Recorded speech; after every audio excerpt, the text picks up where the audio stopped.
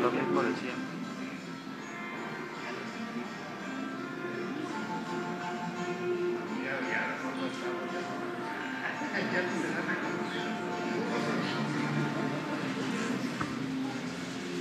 Buenos días.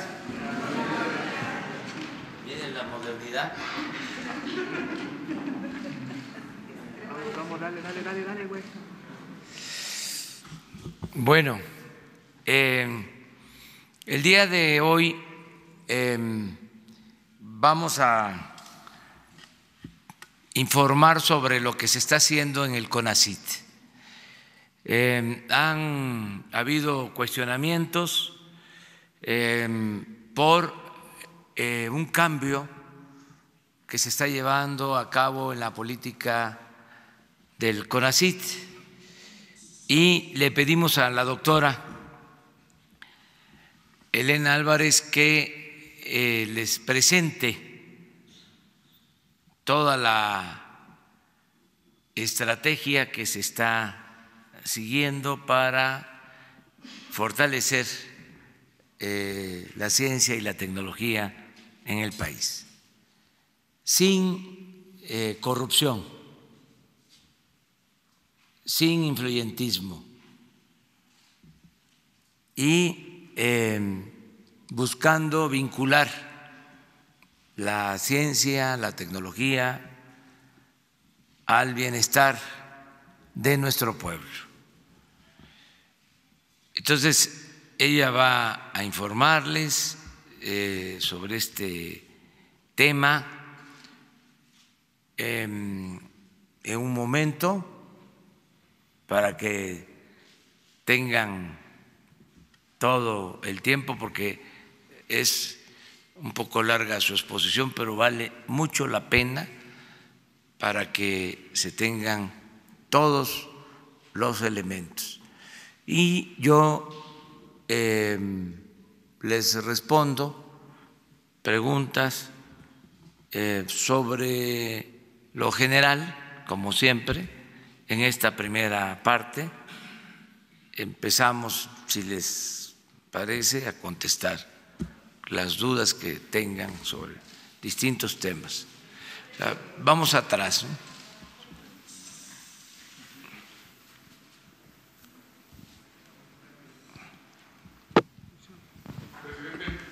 Presidente, buenos días. Michelle Mejía, de Multimedios Televisión.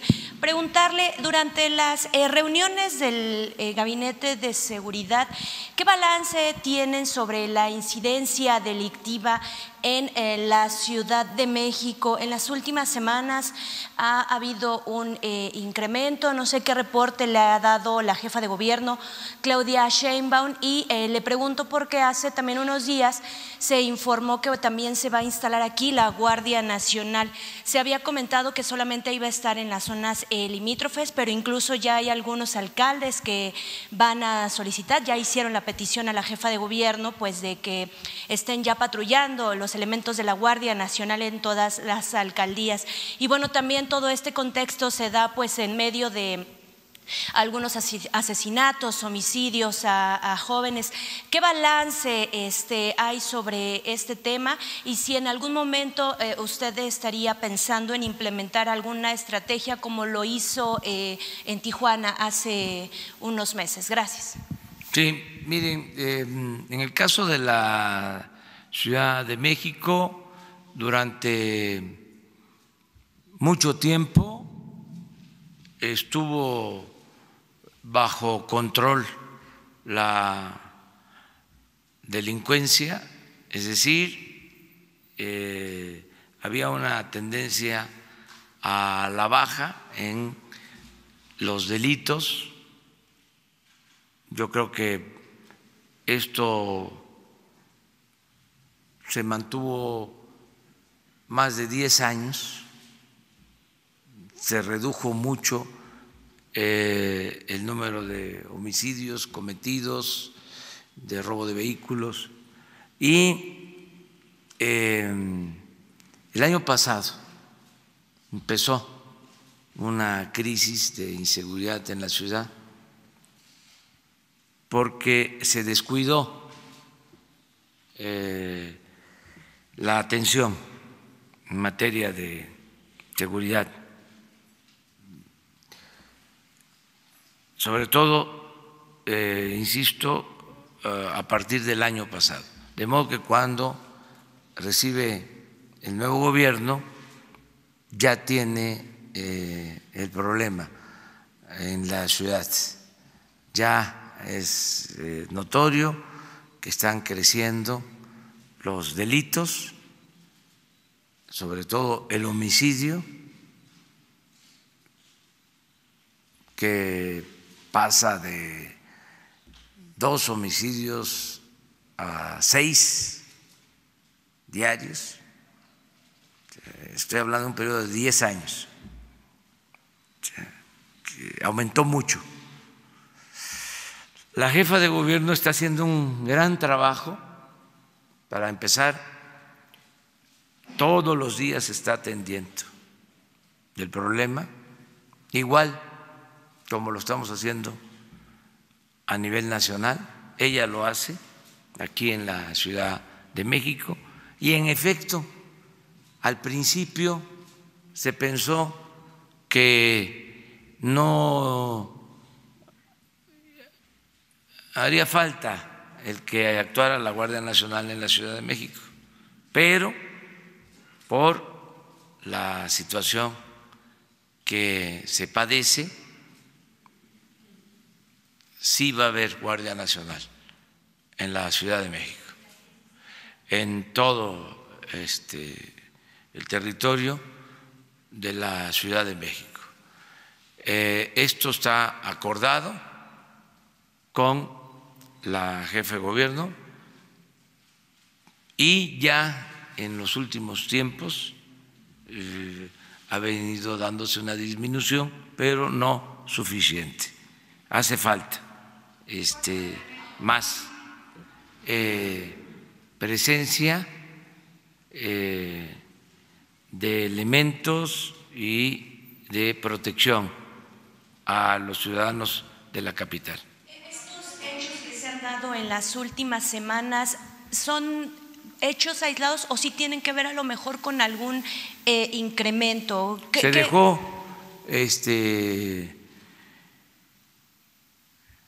que hicieran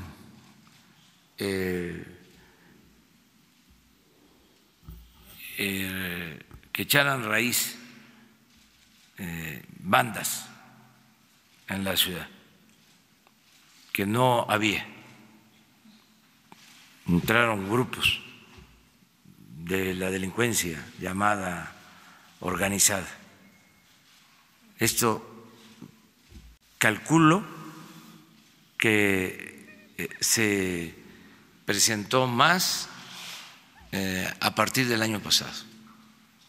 Entonces, en algunas demarcaciones de la ciudad, y eso es lo que ha estado causando problema, pero ya se tiene toda una estrategia para eso. Presidente, y otra pregunta, comentarle sobre esta mudanza que va a realizar aquí en Palacio Nacional. Hay algunas, algunas molestias por parte de algunos usuarios porque a raíz de este anuncio se han restringido algunos accesos a Palacio Nacional. Mi pregunta es, con esta mudanza, ¿va a haber alguna modificaciones en los recorridos? ¿Las visitas van a poder ser normales? ¿En qué parte usted va a poder, va a vivir exactamente? ¿Es en eso? Un lugar muy reducido, en un departamento que existía desde la época del presidente Calderón, y no se va a limitar a nadie la estancia, lo mismo las visitas al Palacio. Me río porque están hasta hablando de que vamos a desaparecer a los gatos del Palacio. No, nada de eso. No, es que se lo pregunto porque tuvimos la oportunidad de hacer un recorrido y sí hay algunas áreas que ya están restringidas, por ejemplo, el jardín, el área de los murales. Sí, el jardín se está cuidando y se está conservando, pero es un proceso porque estaba abandonado el jardín botánico, que es de historia. Entonces se están cuidando los espacios, pero no para volverlos exclusivos. ¿Los cierres son momentáneos nada más? Sí, para poner orden. Estaba abandonado el palacio, no venía nadie y no les importaba la situación en el palacio. Incluso les puedo decir que se van a recuperar áreas que se van a conservar, no se van a utilizar salones, se van a mantener porque pues es la historia, es el patrimonio cultural histórico de México. La parte que se va a utilizar para trabajar, las salas de junta, son las áreas que usaba el Estado Mayor, que tenía mucho espacio, bastante espacio, eran los que tenían el control del palacio, y ya son áreas, vamos a decir, impactadas, que ya no son los pisos de madera. Aquí donde estamos se puso esta alfombra, se hizo hasta un cuestionamiento porque el piso se tenía que proteger, porque es parte del patrimonio cultural. Entonces por eso se puso esta alfombra, y también hubieron cuestionamientos al respecto, pero se hizo con ese propósito, porque si no podía Lina llamarnos la atención, porque este es un monumento histórico. Entonces eso es lo que estamos haciendo, básicamente. Gracias. ¿Mande?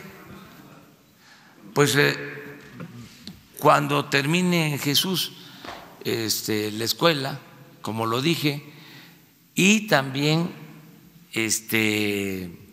con la idea de no abandonar la casa. Cuando tenga mucho trabajo aquí, que a veces sucede y es frecuente, pues irme a la casa y regresar, pues siempre es más trabajo. El quedarme aquí, que ya lo he hecho, ya me he quedado varias ocasiones, me ayuda mucho porque me evito el tráfico,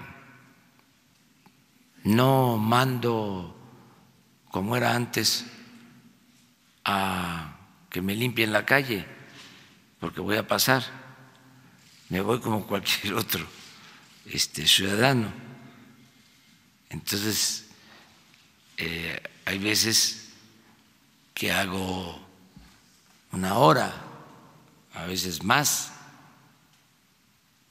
Lo mejor es en la mañana, que hago 25 minutos, media hora, temprano, pero ya en la tarde sí hago más tiempo.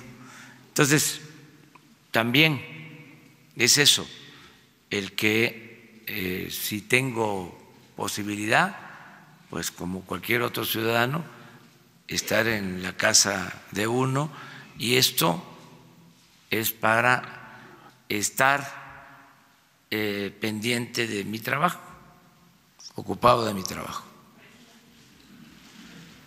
Ustedes dos. ¿Por los tres? Buenos días, presidente. Diana Benítez, del periódico 24 Horas. Preguntarle sobre esta queja que hizo el embajador de Canadá respecto de la Comisión Federal de Electricidad. ¿No estaría respetando los contratos de gasoductos? ¿Cree que esto va a afectar la firma del Tratado de Comercio con Canadá? ¿Y qué va a pasar exactamente con estos contratos? Y por otro lado, preguntarle también, ayer el Instituto Nacional de Transparencia ordenó que usted dé información respecto de los coches que utiliza para trasladarse. Sabemos que son unos Jetta. Nosotros también habíamos ingresado una solicitud de transparencia preguntándole exactamente a quién pertenecen estos coches. Cuando usted presentó la declaración patrimonial, nos había comentado que pertenecían a su esposa, pero en la declaración que nos presentó de ella los coches no venían. Preguntamos vía transparencia si pertenecían a usted, a su esposa, no sé si a Morena, incluso Morena Ciudad de México, o si Presidencia los había adquirido, pero nos dijeron que desconocían esta información. Entonces, si nos puede decir a quién pertenecen los Jettas, presidente, y qué otros coches utiliza para trasladarse, por favor. Pues nada más los Jettas, y cuando salgo las camionetas por cuestión de que son más fuertes para la carretera, me traslado en camionetas, pero aquí en la ciudad con los Jetta, y no sé exactamente a nombre de quién están, pero hoy lo informamos. Esos son los vehículos, pues, los Jetta. Me siento muy bien con los Jets. ¿Y cuántas camionetas tiene para salir fuera? Pues no sé, pero sí, miren, se vendieron no sé cuántas y todavía quedan. Habían como 50 camionetas, unas machuchonas, blindadas, que me daría pena subirme a una camioneta de esas, pues es como el avión presidencial. ¿No se subieron ustedes al avión? Algunos sí se subieron. Bueno, era impresionante, según me cuentan. Subieron algunos y les dijeron, fíjese la obediencia que había antes, cómo hemos avanzado. Lo subieron, les dijeron, no pueden grabar nada, no pueden filmar nada. Y los bajaron, les mostraron el avión y no salió nada en los medios. Ahora la vida pública es cada vez más pública y es de celebrar, la transparencia. Entonces, también hoy te damos lo de las camionetas para que tengan la información. O sea, ¿cuántas se tenían? Eran muchísimas. ¿Y con cuántas nos quedamos para estos viajes? Lo de los contratos, presidente, por favor. Lo de los contratos, aquí se dio a conocer de que esos contratos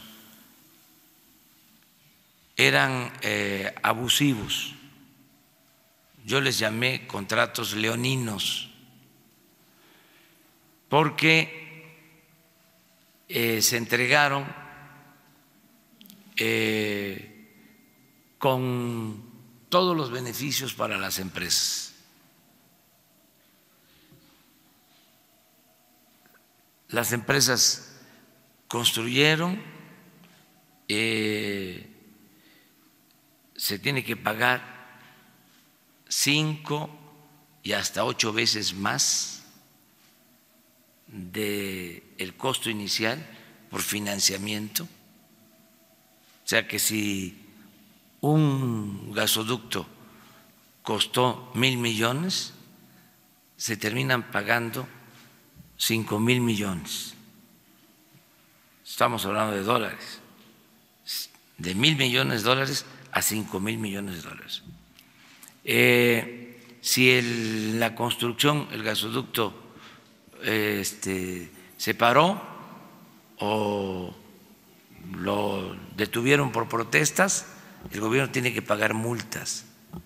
Y al final, la obra no es del gobierno, sino de la empresa. Entonces, dijimos, es cosa de recordar las anteriores conferencias, de que íbamos a buscar el acuerdo para que las empresas ayudaran y que no se tuviese que pagar tanto, porque si esos contratos se aplican tal cual, pues se terminaría de quebrar la Comisión Federal de Electricidad, se arruinaría la comisión, que de por sí la entregaron muy disminuida, muy mal económicamente, saqueada prácticamente. Entonces, ahora se inició un proceso que tiene como propósito principal el que haya un diálogo con las empresas. En este caso, esta empresa canadiense, y se va a buscar que mediante la conciliación se resuelva el problema. Presidente, este proceso ya tiene meses, ya nos había platicado de ello, pero ¿ha habido algo que no se haya logrado con esta empresa, un acuerdo, o por qué el embajador sale a decir esto? Bueno, el embajador tiene que hacerlo, como lo haría cualquier embajador, tiene que defender a una empresa de su país, pero se va a llegar a un acuerdo, porque tenemos también nosotros que defender los bienes y los intereses del pueblo de México. Entonces, ¿no afectaría que se ratifique el...? No, para nada. Miren, una de las cosas importantísimas que a veces se olvidan es de que cuando se negoció el tratado, nosotros pusimos como condición, y éramos apenas observadores, porque todavía no era yo presidente constitucional, sino presidente electo, cuando se tocó el tema del sector energético, había un capítulo muy abultado, y dijimos que eso no lo aceptábamos, porque nos ataba por completo.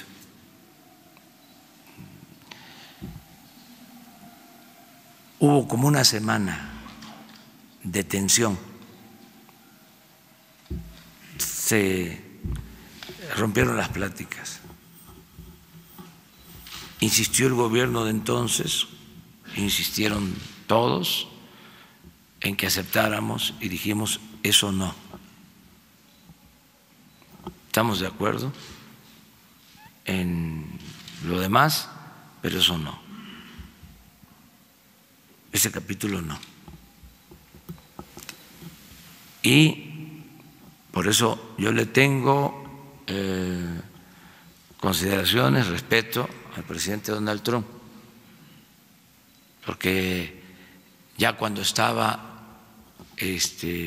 a punto de darse a conocer, todo esto se manejó en sigilo, pero ya cuando estaba a punto de darse a conocer de que no se iba a llegar a un acuerdo por ese tema, el presidente Trump aceptó nuestra propuesta. Y ese capítulo quedó en 2 párrafos, que algún día, a ver si no mañana, se los voy a poner. ¿Y qué dicen esos 2 párrafos? Palabras más, palabras menos, de que México es un país libre y soberano en el manejo de sus recursos naturales, en particular del sector energético y en especial del petróleo. Entonces, eso no está en el tratado. Si alguien dice que no va a suscribirse el tratado por eso, la respuesta es: eso no está acordado, para que quede claro. Y además, lo que se está haciendo es un procedimiento legal y buscando que se llegue a un acuerdo, porque consideramos que fue un abuso el que se hayan hecho esos contratos que afectan la hacienda pública. Entonces queremos un acuerdo para que no se perjudique la hacienda pública. Eso es lo que se está buscando. Pero allá atrás, sí. Presidente, muy buenos días. Para preguntarle, según datos del delegado general en el estado de Guerrero de ayer, Pablo Amílcar Sandoval, hasta el día de ayer se habían distribuido alrededor del 20% del fertilizante que necesitan los campesinos de Guerrero para mejorar su producción. El 70% de producción en Guerrero es de autoconsumo, es lo que comen nuestros paisanos. Yo soy guerrerense, sobre todo en la montaña. Entonces, la preocupación es de que se está normalizando la temporada de lluvias y pues al parecer el coordinador nacional del fertilizante, Jorge Geig, pues despacha de traje y corbata acá en la Ciudad de México, pero tiene 26 días que no va a Guerrero y no se ha entregado el fertilizante.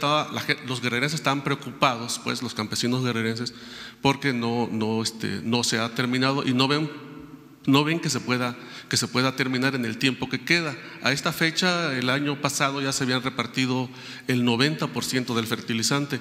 Mi pregunta es, ya que el coordinador general del fertilizante no ha ido casi un mes a Guerrero, y bueno, sé que es cómodo despachar aquí desde una oficina de aire acondicionado en la Ciudad de México, de traje y corbata, pero mi pregunta es, ¿tienen instrucciones estos funcionarios, así como el secretario de Desarrollo Rural, de no ir a Guerrero? A ver, ¿tú no me preguntaste ayer sobre esto? ¿No tienes nada que decir al respecto? ¿No escuchaste? Es lo del fertilizante. Tú me preguntaste ayer. A ver, ¿qué me preguntaste? Es que es polémico y es interesante, porque son posturas distintas, contrapuestas. Sí. A ver, no, yo te voy a contestar, pero espérame, porque esta es otra visión. ¿Qué me preguntaste ayer o antier? Ayer. A ver, mientras buscas, yo contesto. Miren, están trabajando allá en Guerrero y se están distribuyendo los fertilizantes, y tengo la información que el día 15 de julio se termina de entregar todo el fertilizante. Pero está lloviendo, sobre todo ¿Cómo? en Guerrero, sobre todo en la montaña, ya está lloviendo. Sí, presidente. pero se va a terminar de entregar. Ayer hablé yo de que era un programa que llevaba ya mucho tiempo manejado de una forma y ahora cambia, ¿sí? Y se va a manejar de otra manera. Y entonces siempre que hay los cambios, bueno, imagínense ahora cuántas resistencias hay al cambio, la palabra reaccionario viene de eso, ¿sí? De que en los movimientos de transformación, cuando hay un cambio, pues hay una reacción. O sea, hay quienes se oponen al cambio.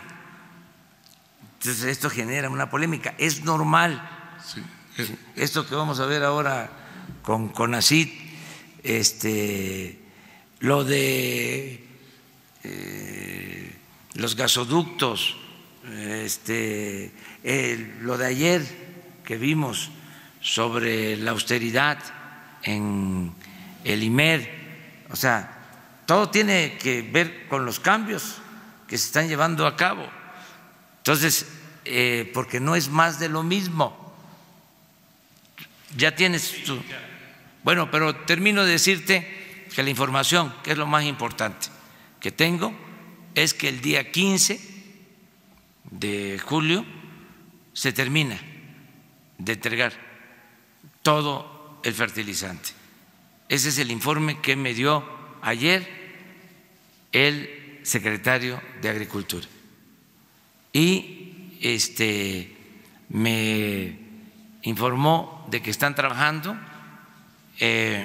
entregando el fertilizante con resistencias, porque han detenido a quienes van a la entrega del fertilizante, han habido bloqueos, porque hay resistencias por esta nueva forma de proceder. Pero tú me planteaste algo sí, Jaime, ayer. Sí, de bajo palabra le reitero la pregunta. A ver, nada más. Si fue el día de ayer. Acércalo. Perdón. Sí. Si el día de ayer fue saqueada una bodega y un camión de fertilizante en Teconoapa, Guerrero. El reparto de ese apoyo para campesinos se lo disputa el gobernador priista Héctor Astudillo al gobierno federal. Incluso exigió al coordinador nacional no criminalizar la entrega. La pregunta es, ¿cuál será la postura de su gobierno ante la evidente manipulación que pretende el gobierno de Guerrero sobre este apoyo a campesinos? Y dos, usted ha dicho que nadie debe de usar los programas sociales para hacerse promoción. ¿Hará usted algún llamado o recordatorio a los gobernadores en este sentido? O sea, son posturas, sí, que existen sobre esto.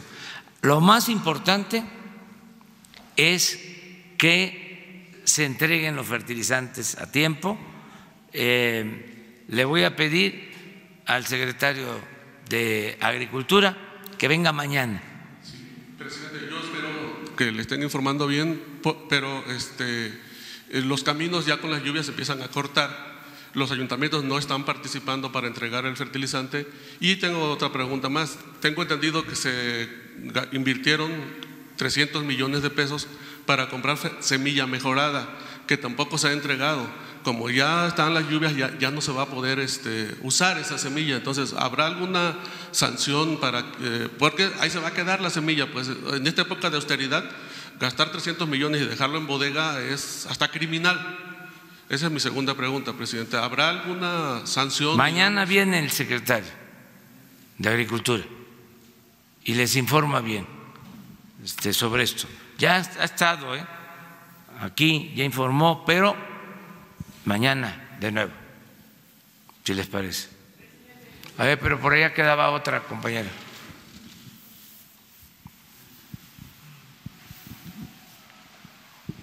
Gracias. Buenos días, presidente. Guadalupe Vallejo, de Notimex. Primero, nada más si nos puede ampliar brevemente, ¿qué fue lo que pasó? Se habló con Claudia Sheinbaum, con la jefa de gobierno, sobre el número de elementos que entrarían y cuándo patrullarían. Eso nada más para aclarar un poco la la nota que nos dio ahorita. Sí, ya se trató con ella y se está ayudando desde hace como 2 meses se le está apoyando con elementos, ¿no? ¿Hay algún número? No tengo el dato. Miren, en general vamos a atender todo el país con 70,000 elementos. Con esos vamos a iniciar la Guardia Nacional. 70,000 elementos en el país que van a ir aumentando. Vamos a llegar como a 130, 140,000 elementos. Fíjense, ¿saben cuántos habían? 10,000 efectivos. Y vamos a empezar el domingo con 70,000. Entonces, se va a dar a conocer toda la estrategia de atención de la Guardia Nacional. Se le está dando prioridad. Ya se cuenta con el presupuesto. Se va a informar todo el domingo, porque si no, ya que les vamos a poder decir ahí, o sea, si se los adelanto, esperemos un poco, y además para que lo hagan quienes han estado trabajando, el comandante de la Guardia Nacional, general Bucio, y el secretario de la Defensa, el secretario de Marina, el secretario de Seguridad Pública, todos los que han estado en la conformación de la Guardia. Ya incluso se tienen todos los reglamentos, protocolos, ¿qué es lo que todos los protocolos están por terminar. Hoy, mañana terminan los primeros cursos de formación. Entonces ya el domingo les informamos bien y cuántos elementos para la Ciudad de México.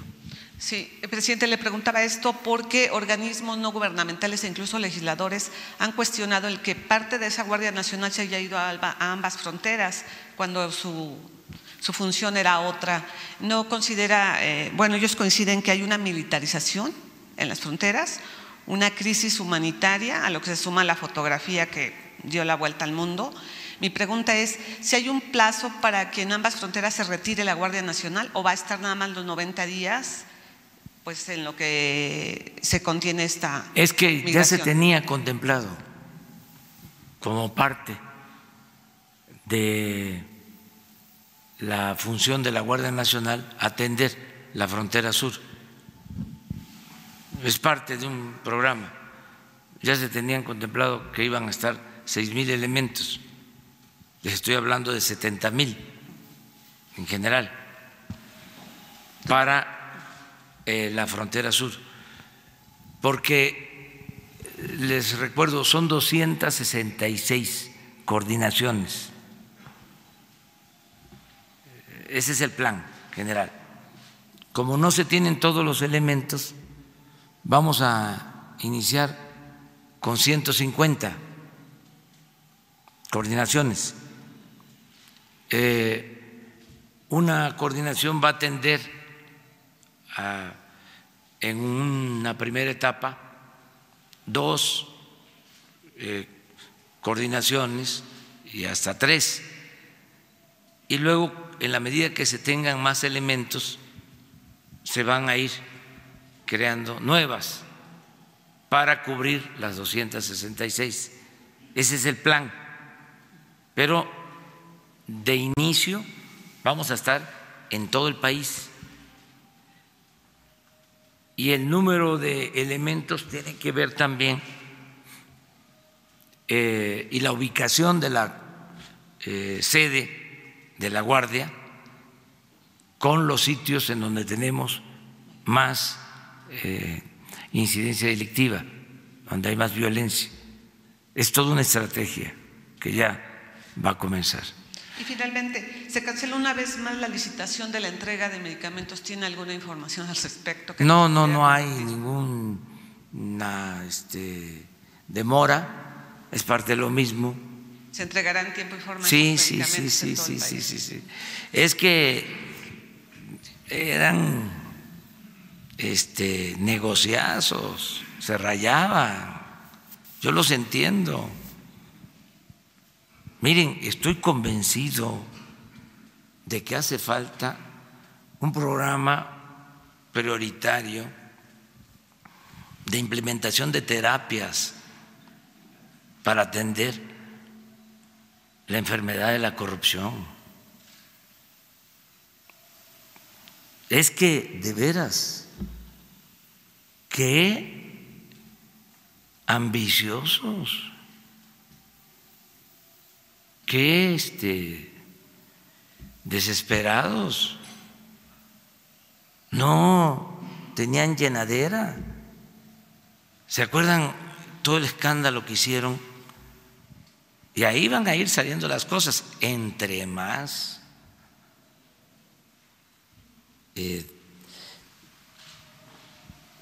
se resistan, entre más reacción haya, más se van a ir dando a conocer las cosas. O sea, y no me van a echar la culpa a mí, sino que yo tengo que aquí aclarar, es mi responsabilidad.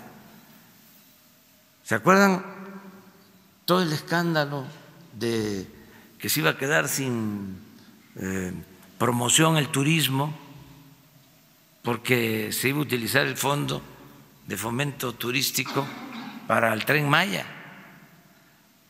Pues ya estamos a punto de terminar una investigación de malversación de fondos del Fondo del Turismo. Se llevaban el dinero al extranjero.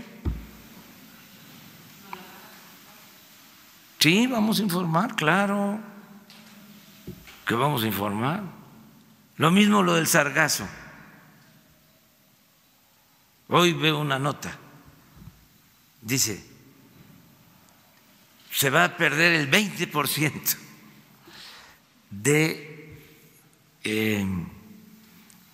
la afluencia turística por el sargazo en la próxima temporada. Ya están pronosticando que nos va a ir mal. ¿Qué pasaba? Pues tenían también el negocio del sargazo. Aunque parezca increíble, eran capaces de declarar alarmas, estado de emergencia, para que entrara ese programa que se llama, el que se usa para el rescate, Fonden. Era un barril sin fondo, el Fonden. ¿Por qué? Porque al declarar una emergencia ya no se licita nada, todo se compra de manera directa. Y había toda una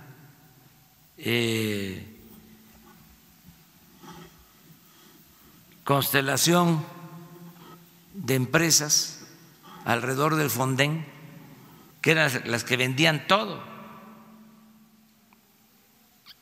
láminas, despensas, cáteres, todo esto manejado por Gobernación.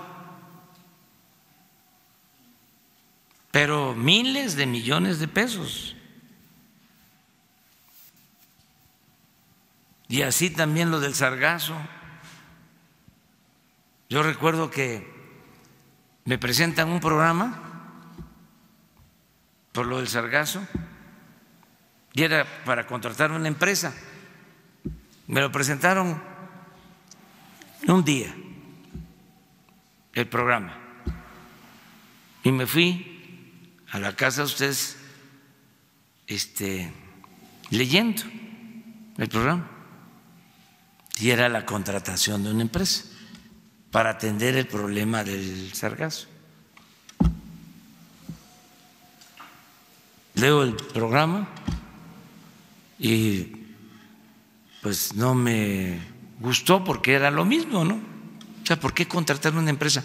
¿Qué no tenemos nosotros una institución tan profesional como la Marina, que tienen embarcaciones, que tienen aviones para tomar fotografía, para saber qué está ocurriendo en el mar,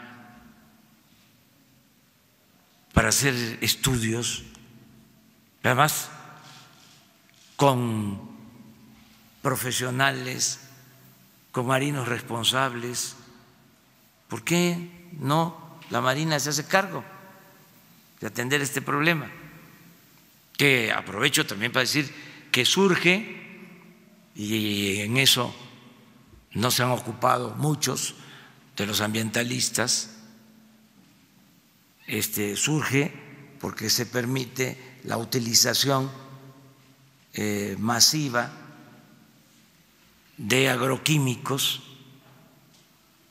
que van al mar y que producen este fenómeno de lo del sargazo por la contaminación de mares, que es un asunto de muchos países que se afectan por esta situación.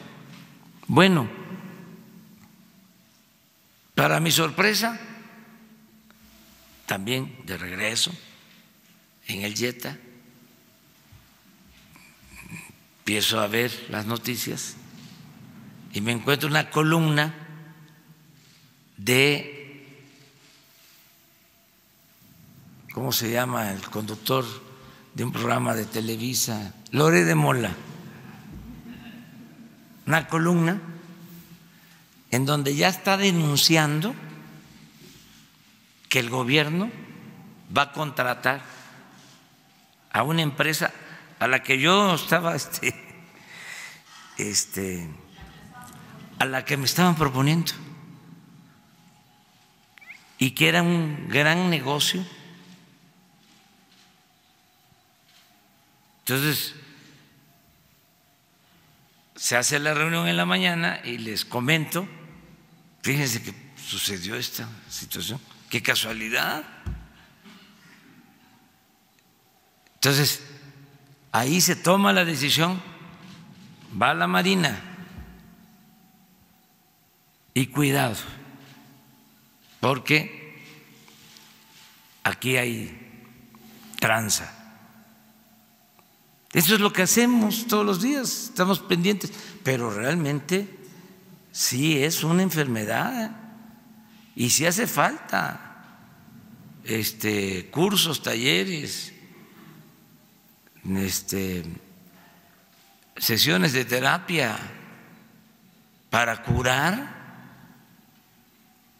la corrupción. Sí es un problema. Entonces, yo los entiendo, están molestísimos porque era un botín el gobierno y ya estaba familiarizado aquello de que tú por qué defiendes o por qué te metes a defender si no es tuyo el dinero. ¿Cómo no? es de todos. Todos tenemos que ser guardianes del dinero público. Entonces, esas son las resistencias que estamos enfrentando. Por eso, pues hay estas inconformidades, pero ofrecemos disculpas por las molestias que esto ocasiona, pero va para adelante la cuarta T, la 4T.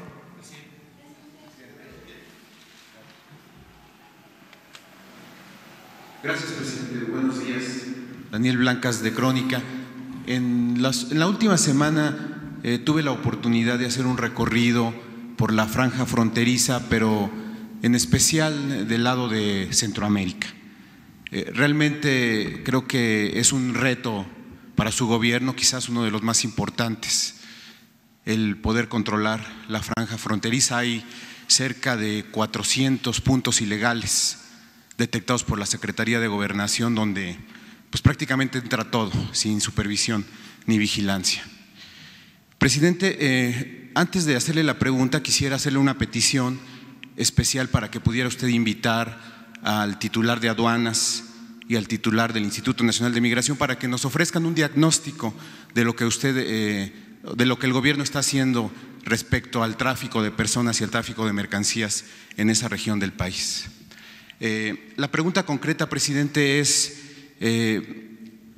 difícilmente habrá un control del gobierno mexicano para el tráfico o para el tránsito de personas. No lo va a haber porque pues estamos hablando de una frontera de 1,419 kilómetros.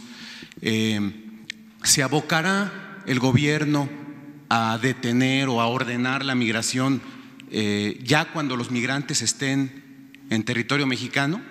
Es decir, esa es la estrategia, ya cuando estén adentro, porque le repito, en la frontera va a ser imposible que lo logren.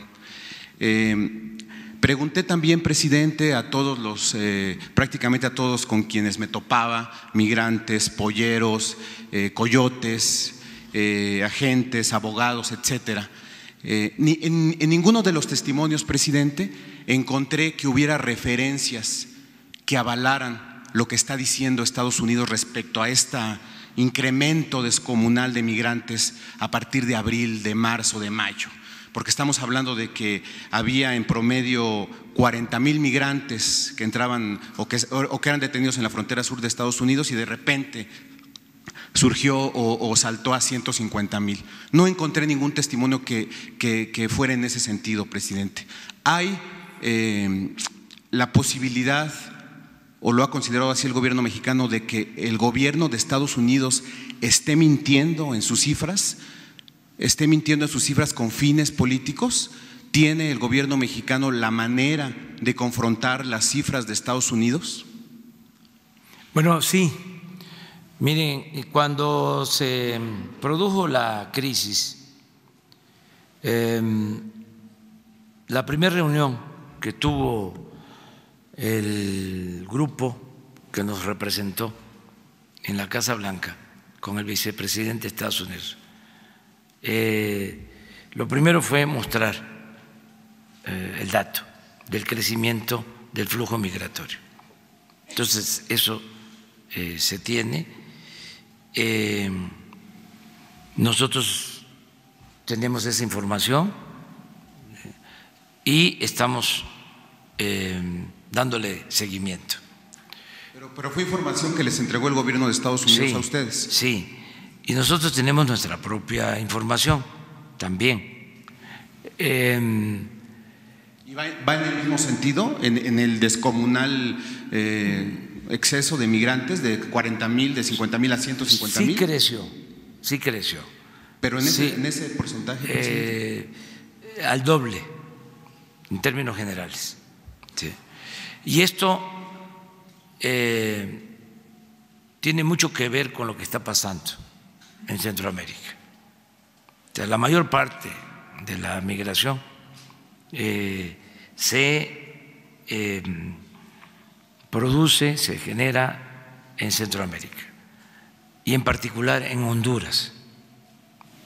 es el país que tiene más migración de los 3 países de Centroamérica más cercanos a nuestra frontera. Es Honduras, en donde ha crecido más. Sí, desde luego también Guatemala, menos Salvador. Todo esto porque hay una situación difícil en Centroamérica. De ahí nuestra insistencia en atender las causas, en impulsar actividades productivas, en crear empleos, lo que ya estamos haciendo y lo vamos a seguir haciendo.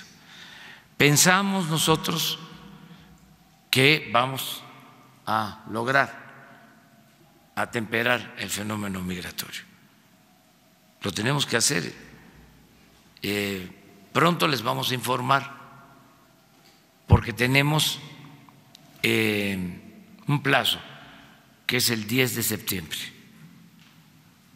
que son los 3 meses, pero vamos bien. Es un problema, como tú lo mencionas, complejo, difícil, pero lo estamos atendiendo de la mejor manera posible. De los 400 puntos que hay para cruce en la frontera sur, ya le decía yo que aproximadamente 380 son ilegales, no hay presencia de autoridad, 11, 12 sí hay garitas, sí hay casetas de migración, pero predomina la corrupción, presidente. Con una mordida uno puede meter lo que sea, y lo viví e incluso lo hice para simular esta situación.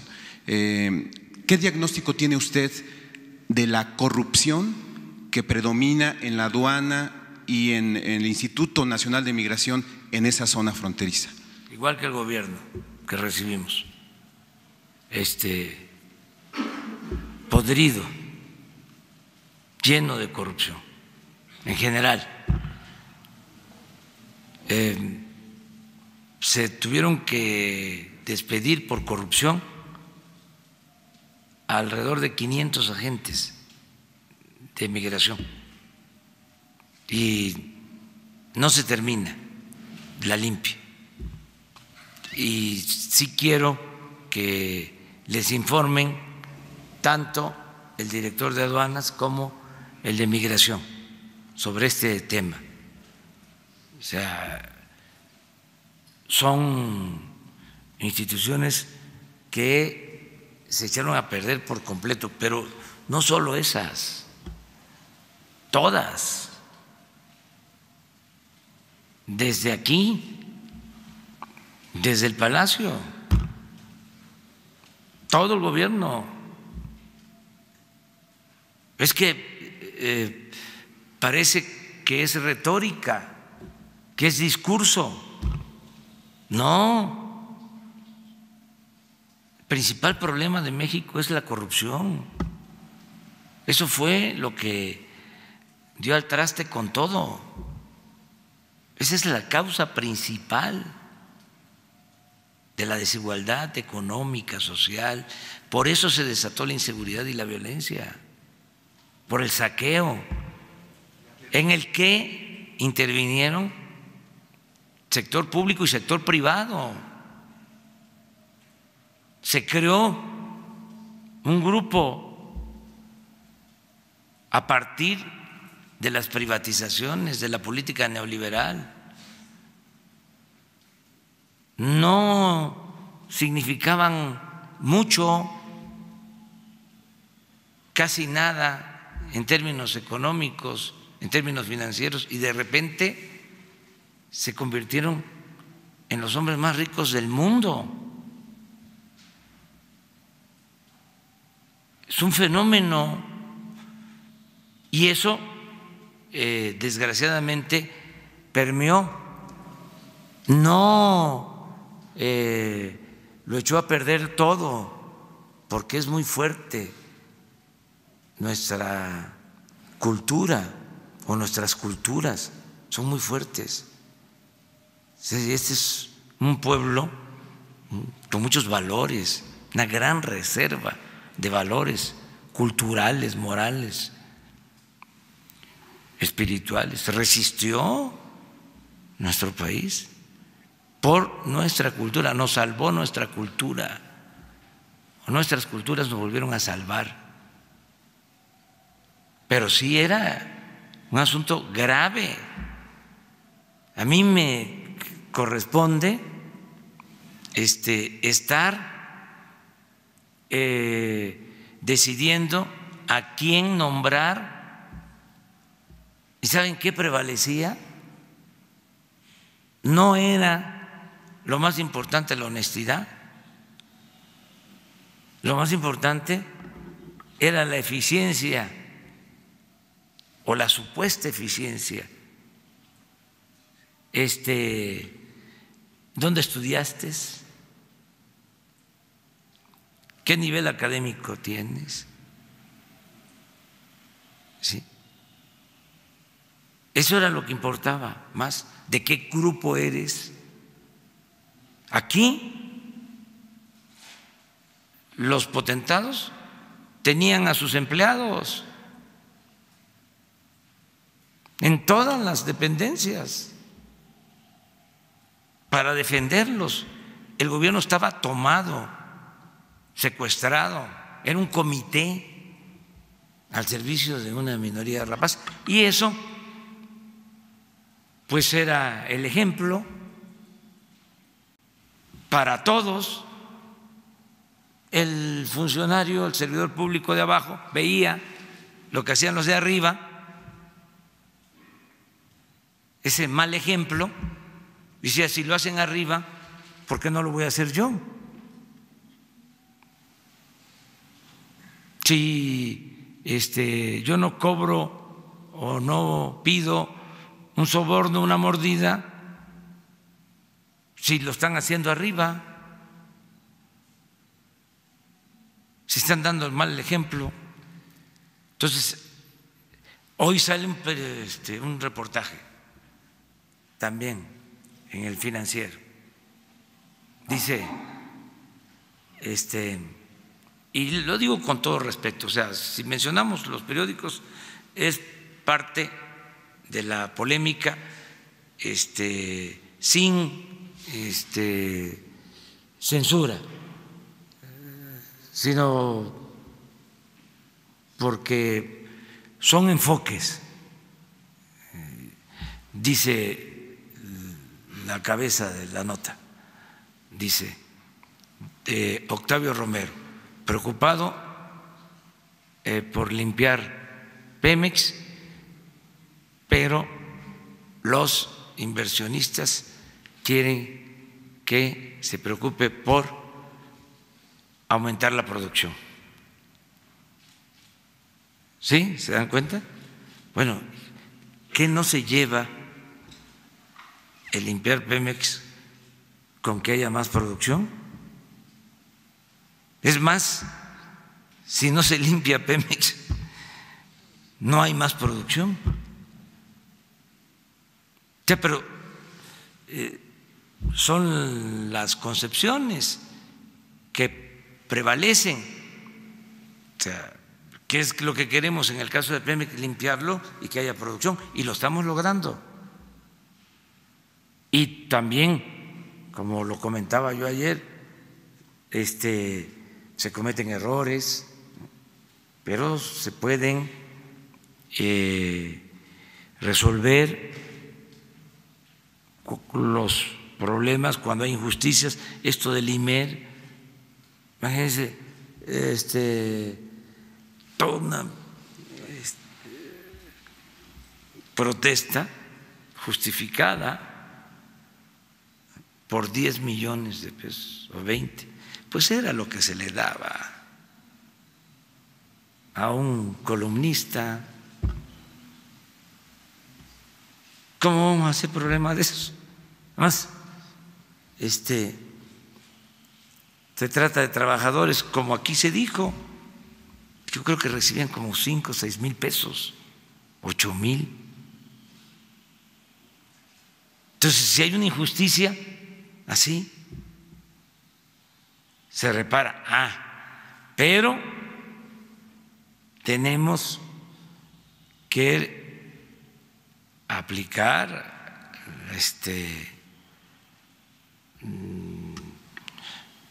los cambios. Les cuento otra. Está en el Senado la iniciativa de austeridad y les quieren hacer cambios a la oposición. ¿Qué no quieren? Creo que es un artículo,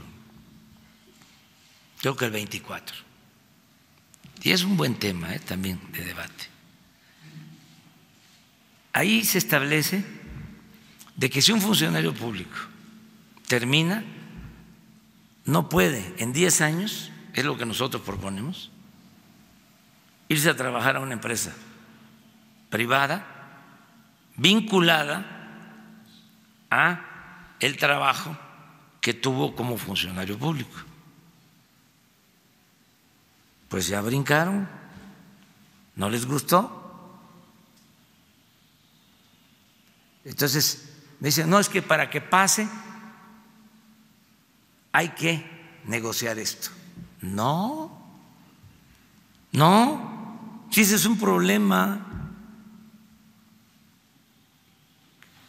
¿Qué hicieron los funcionarios de todo el periodo neoliberal? Se fueron a trabajar a las empresas, subsecretarios, secretarios, hasta presidentes. Salían de aquí y a trabajar a las empresas privadas. Imagínense con toda la información que uno tiene.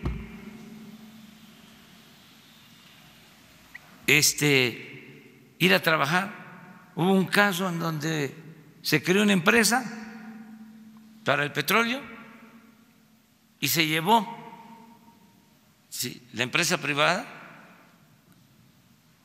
al que estaba trabajando en exploración y producción de petróleo, de Pemex. O en las medicinas se llevaban a los que compraban, claro, a los responsables de Entonces, la compra de medicina. Luego que viene en la subasta, las rondas, y ese director de la empresa privada, antes funcionario, sabía dónde estaban las reservas y de pura casualidad le atina. Y el contrato va dirigido a un área donde hay petróleo. O sea, es información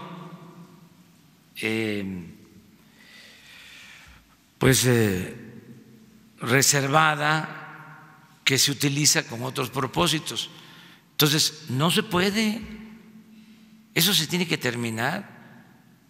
Hagan la lista. Yo escribí en mi último libro, bueno, no el último, pero sí el de la salida, hago un análisis de todos los que trabajaban en el gobierno y se pasaron a las empresas.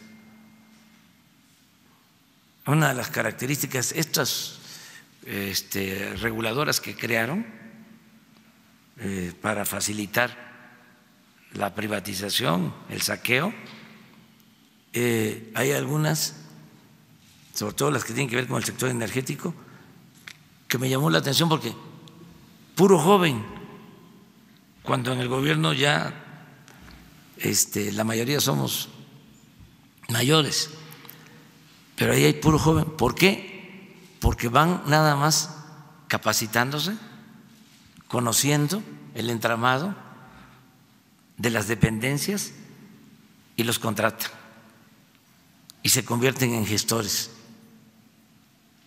Entonces, eso es un contubernio. O sea, tiene que separarse el poder político del poder económico y el gobierno tiene que representar a todos.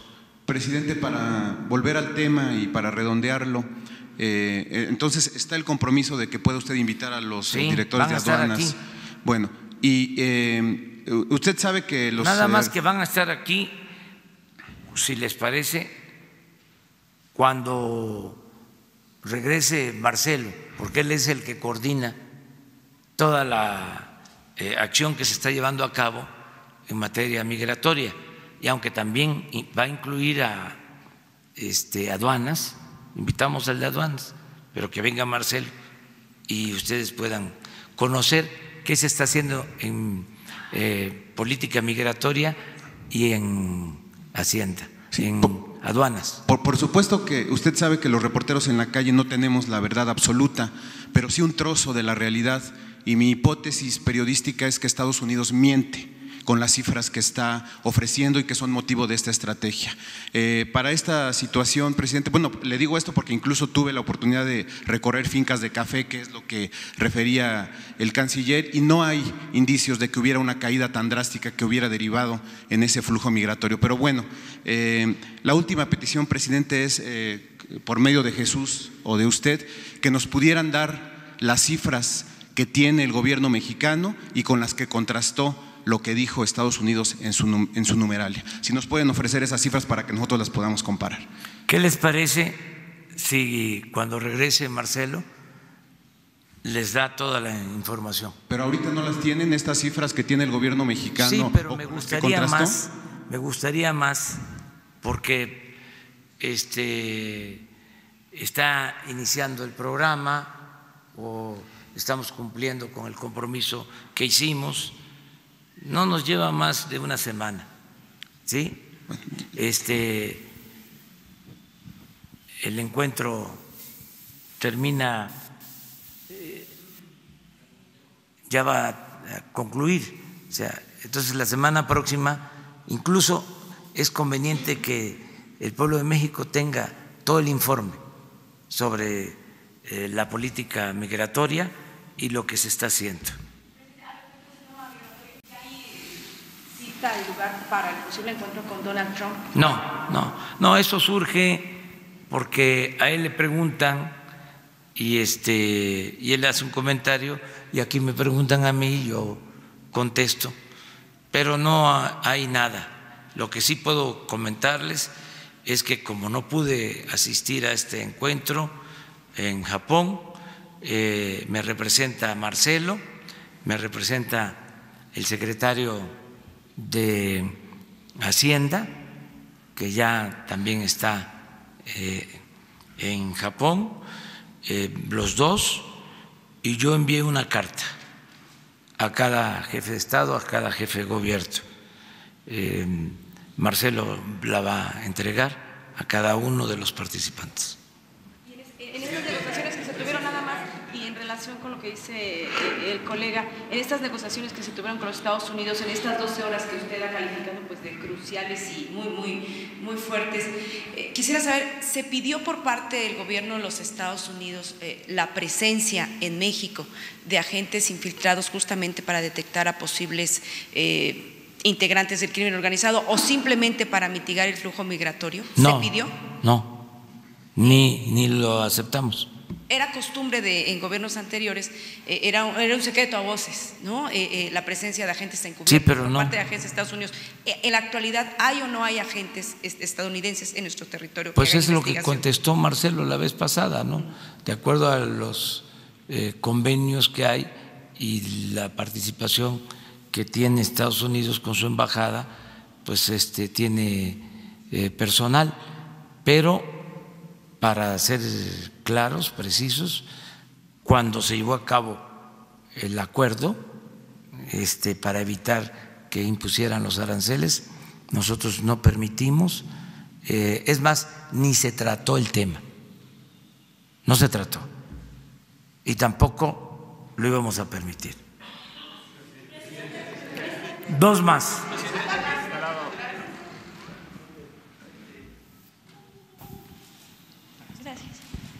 Buenos días, presidente, buenos días.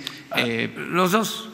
Uno, Marco Antonio Olvera, de Radio Latino, California. Buenos días, presidente y secretaria.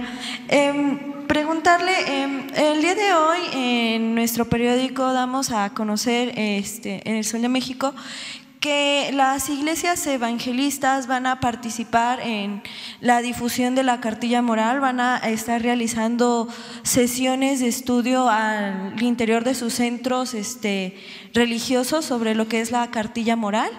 Y pues bueno, preguntarle si ha considerado también que otras religiones hagan lo mismo como la católica, y bueno, si van a estar incluidas, y si no, cuál es la razón. Y bueno, también saber si esto no interviene con el principio de Estado laico. Y si en caso de que intervenga, pues entonces desistiría de que se lleven a cabo estas reuniones. Gracias. Mire, nosotros vamos a seguir manteniendo buenas relaciones con las iglesias en el marco del Estado laico y de la libertad religiosa. Y todo el que quiera ayudar para que podamos conseguir la paz en el país es bienvenido. Es una convocatoria abierta, amplia, incluso voy a tratar este tema, es uno de los puntos de varios asuntos en el Zócalo, el lunes. La convocatoria a conseguir la paz con la participación de todos los mexicanos. Entonces, ¿usted está de acuerdo en que los grupos religiosos estudien en su interior la cartilla moral y sí, la Constitución? Y ojalá y todos hagamos lo mismo. ¿Por qué no? No se viola el Estado laico, entonces, con eso. Es que no hay ninguna violación al Estado laico. Es muy importante definir qué es el Estado laico. O sea, en esencia es que no haya una religión oficial o predilecta, que el Estado no tenga preferencias por ninguna religión y que se respete la libertad a creer o a no creer. Pero ahí dice que en el artículo 130 que las asociaciones religiosas no pueden participar en políticas públicas. ¿No sería el caso? Pero no es el caso. No es el caso. Miren, cuando se quiso distribuir en las escuelas la cartilla moral de Alfonso Reyes, se argumentó de que era una injerencia, ¿sí?, de las iglesias o de la religión en las escuelas, pensando de que la cartilla de Alfonso Reyes tiene un propósito religioso. Él mismo lo explica muy bien, lo aclara.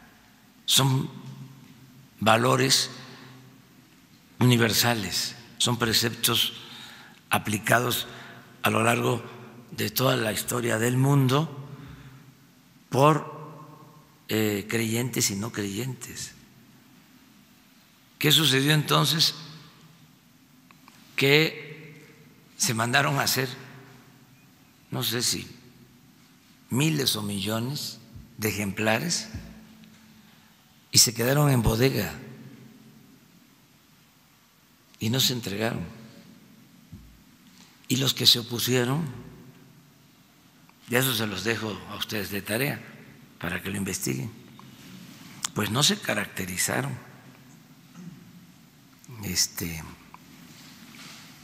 según los hechos por actuar con moralidad.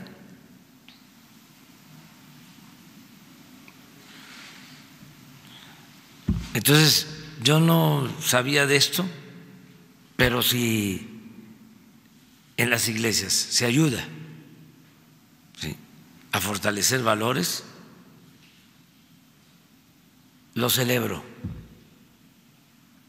Si en las logias se fortalecen valores,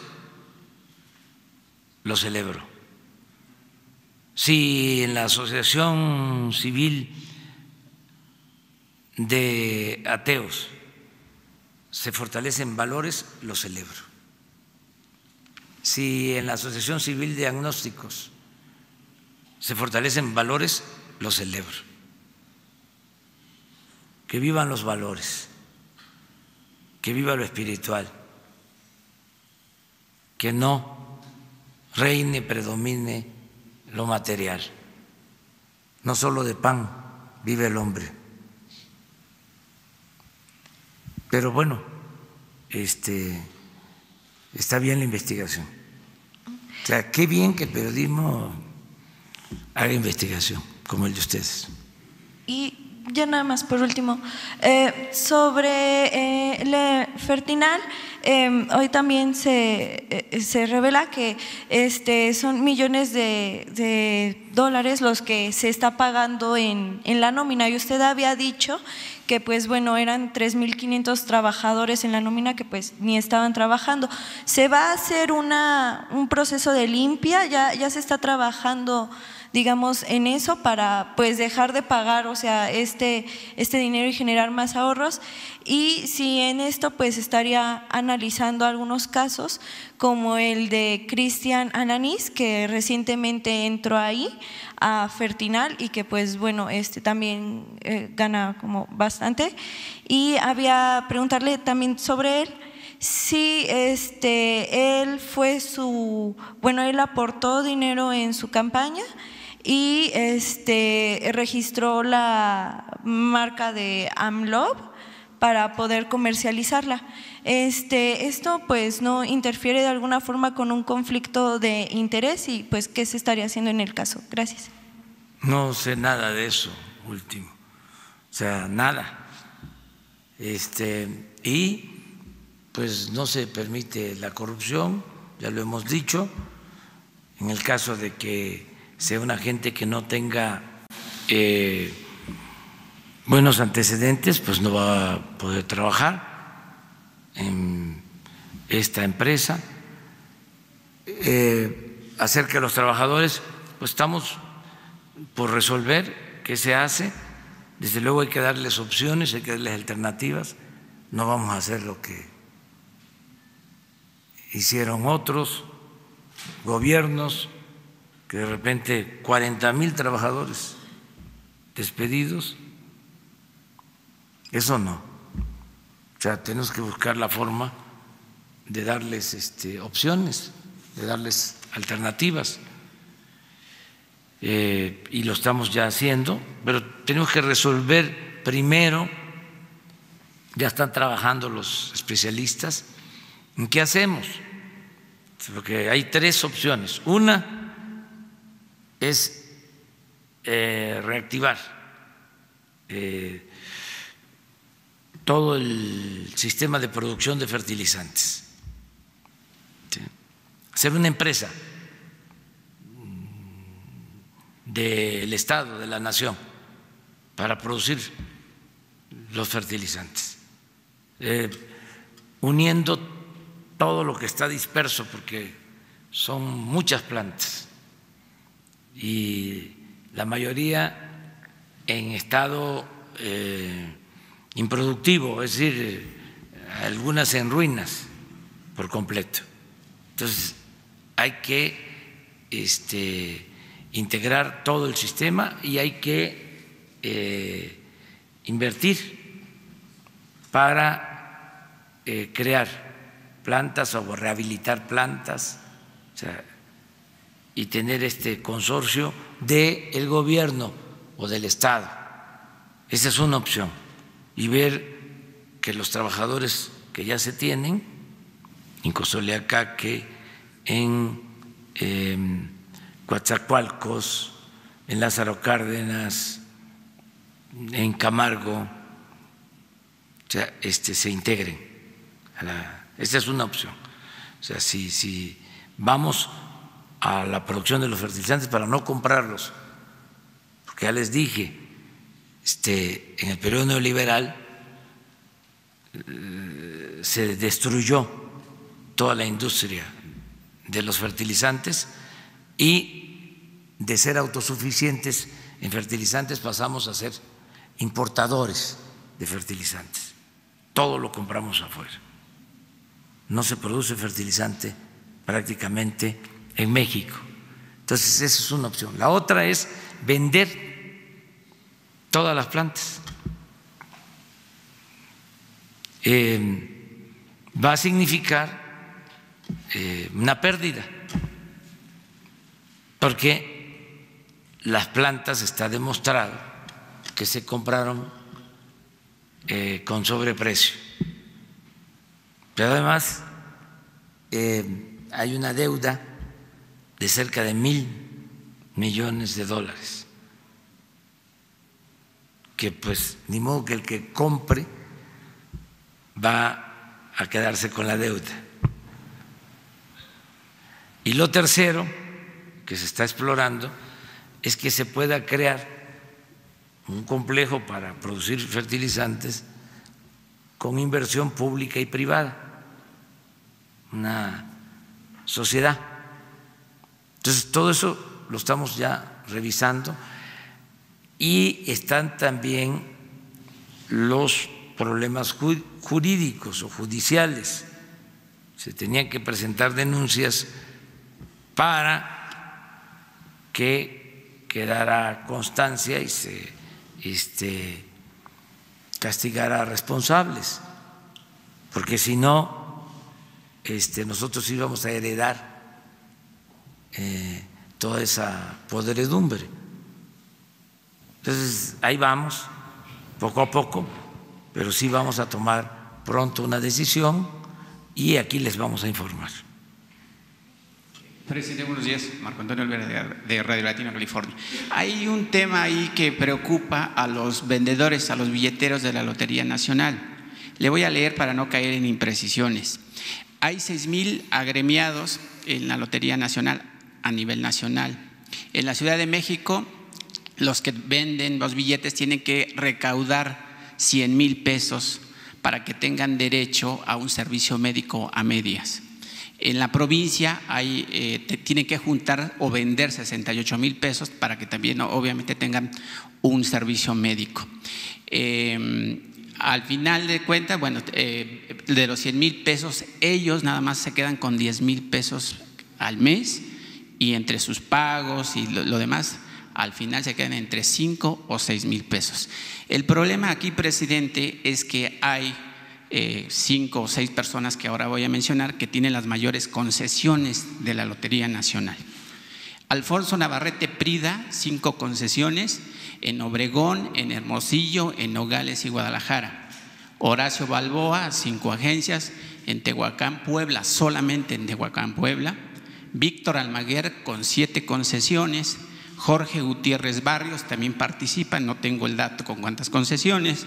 Y Miguel Aceves Bucana, tampoco tengo la precisión de las concesiones. Esos señores se llevan la mayor tajada de la venta de los boletos y los boleteros, que son 6,000 a nivel nacional, están preocupados y quisiera preguntarle, ¿qué pasará si se desaparece la lotería o hay una fusión con pronósticos deportivos? Y esa es la pregunta, la primera que sí me responde, presidente. Es una fusión con pronóstico deportivo. Eso se acordó para ahorrar en gastos de operación. Y le voy a pedir a Ernesto Prieto, que es el encargado, que les presente su plan y que tome en cuenta esto que tú estás denunciando y se apoya a los billeteros, que se les apoye. Y estoy seguro que lo va a hacer Ernesto. y si hay irregularidades de quienes no tienen por qué tener esas concesiones, que se cancelen. Pues es un exceso. Sí, que se cancelen. Y otra cosa que está ahogando a la Lotería Nacional es el tema de los IEPS, porque le están cobrando el 30%, que representa 1.500 millones de pesos anuales. Sí, en eso habría que ver. Les voy a comentar que no estamos nosotros haciendo ninguna modificación en lo fiscal, porque hice un compromiso de no hacer cambios en lo fiscal, que implica también no aumentar impuestos, no crear impuestos nuevos, dejar esto hasta que se acredite el gobierno. Porque una de las malas prácticas que prevalecieron durante mucho tiempo es que el gobierno, quitado de la pena, aumentaba los impuestos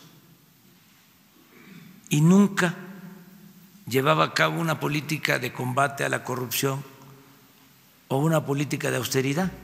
No ponía el ejemplo. Entonces siempre se decía, hay que apretarse el cinturón. Pues ahora el que se va a apretar el cinturón, el que se está apretando el cinturón es el gobierno, dando el ejemplo para poder decir, si hace falta, miren, consideramos que debe de aplicarse esta reforma fiscal, pero primero dar el ejemplo, poner orden, acabar con la corrupción y que haya austeridad. En este compromiso que hice está también el no reducir impuestos, no modificar ninguna ley. Me vienen a plantear que se deduzcan impuestos. No, ahora no. Es lo mismo, o sea, ya no va a haber condonaciones de impuestos, todo eso se termina. ¿Por qué habían estos privilegios fiscales? No es el caso de los billeteros, aclarándolo. Estamos hablando de los de mero arriba. Porque se suponía que con eso se estimulaba la inversión. Y al final ni se estimulaba la inversión y se creaban estos privilegios.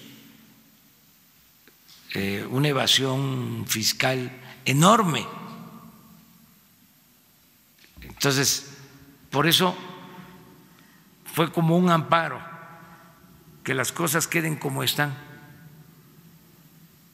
en lo relacionado con las leyes y con el mismo marco legal en lo fiscal. Vamos a demostrar que se puede ser eficientes. Entonces, en eso de las modificaciones de impuestos, ahí no vamos a poder por ahora dar respuesta, ¿no?, a estas demandas, pero sí en lo que tiene que ver con la seguridad social, todo lo que es el sector informal, el llamado sector informal, que es tan importante socialmente y económicamente como el sector formal, porque vive de esa manera mucha gente, millones de mexicanos que se buscan la vida como pueden, y muchos de ellos no tienen seguridad social, muchos. Por eso me estoy ocupando de que podamos tener un sistema universal de atención médica y de seguridad social. Hacia allá vamos, poco a poco, pero sí le voy a pedir a Ernesto Prieto que platiquen y si es necesario que informe aquí con ustedes qué están haciendo, cómo está esto de las concesiones, cómo está lo de los billeteros, que me consta gente trabajadora y humilde. Llevan un mes pidiéndole una cita y no los ha atendido. Pero ya llegó el momento. Okay. La justicia tarda, pero llega. Y una última pregunta, presidente. Usted, cuando anunció que no iría a la reunión del G20, dijo que mandaría una carta, que ahorita lo acaba de precisar, y de los temas medulares dijo que iba a hablar sobre el calentamiento global, la desigualdad, la pobreza y todo ese tema. Me gustaría, si puede, precisar cuál es el tema medular de esa carta. Por las circunstancias, el tema es migración. La propuesta que estamos haciendo para enfrentar el fenómeno migratorio. O sea, a los jefes de estados y de gobierno, de manera muy respetuosa, una modesta aportación. Muy bien, muchas gracias. Nos vemos. Mire, es un orgullo para mí presentar a María Elena